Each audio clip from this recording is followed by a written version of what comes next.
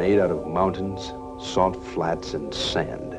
The dungeon has an inmate, James A. Corey, for there is nowhere to go, because this particular dungeon is on an asteroid 9 million miles from the Earth. Entry, 15th day, 6th month, the year 4. And all the days and the months and the years the same. There'll be a supply ship coming in soon, I think. And I hope it's Allenby's ship because he's a decent man. He brings things for me. Like he brought in the parts of that antique automobile. Whole year putting an old car together. I can look at it out there and I know that it's real. Reality is what I need. Because what is there left that I can believe in?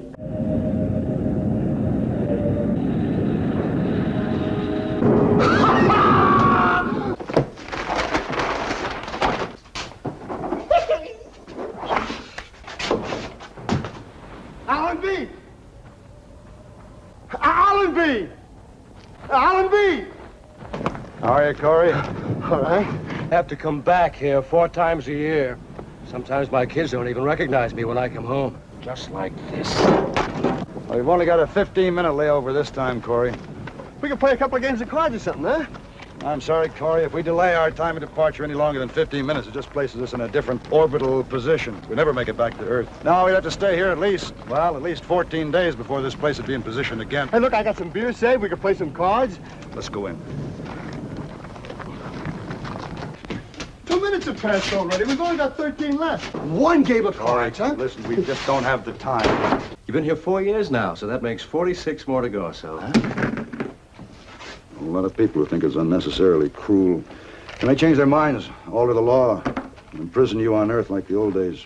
I can't stand this loneliness one more day. By noon, when I can't keep my fingers still and the inside of my mouth feels like gunpowder and burnt copper. But I can't do that for another 46 years, Allenby. I'll go right out of my mind. You're breaking my heart. Adams, you and Carstairs go get the supplies. You go ahead and do what I tell you. Brought you some paperback books. I don't want any gifts. Makes me feel like an animal in a cage with an old lady out there who wants to throw peanuts at me. I'm not a murderer. I killed in self-defense. I know all about it. This isn't an easy assignment to handle. Stopping here 4 times a year and having to look at a man's agony. Well, I can't bring you freedom. All I can do is try to bring you things to help keep your sanity. Well, anything so you can just fight loneliness. Hey, Captain. You want to open up this big crate? Stay out there. I'll be right out. Gotta go now. We'll be back in 3 months. Look, when you open up that crate, there's nothing you need to do. The item's been vacuum packed. Well, there'll be a booklet inside that'll answer any of your questions.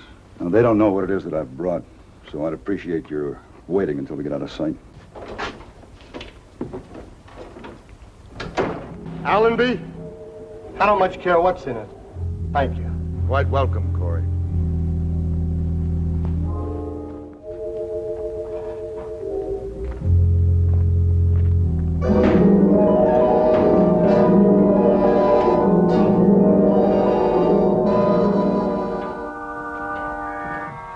Captain, what's in the big crate, huh? Maybe it's just an illusion. Maybe it's salvation.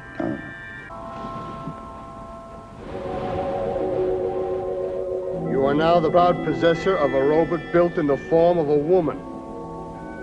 Physiologically and psychologically, she is a human being with a set of emotions and a memory tree, the ability to reason, to think, and to speak. Her name is Alicia. What's your name? Get out of here! I don't need a machine.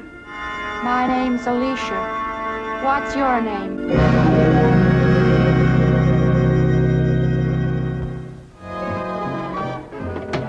I brought you some water. Put it over there. Can you feel heat? Yes? And hunger? How about pain? That too. You're a machine, aren't you?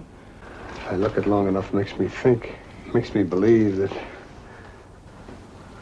it's a lie. Corey? You mocked me, you know that? I'm sorry. This isn't real flesh. There aren't any nerves under there. There aren't any muscles or tendons. A reminder to me that I'm so lonely I'm about to lose my mind.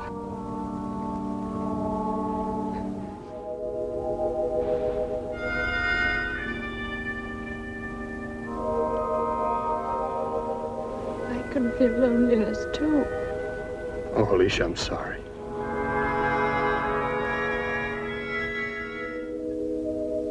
Alicia's been with me now for 11 months. Is it man and woman or man and machine? I don't really know myself. I'm not lonely anymore. Each day can now be lived with. I love Alicia. And there's the Great Bear. That star, Corey.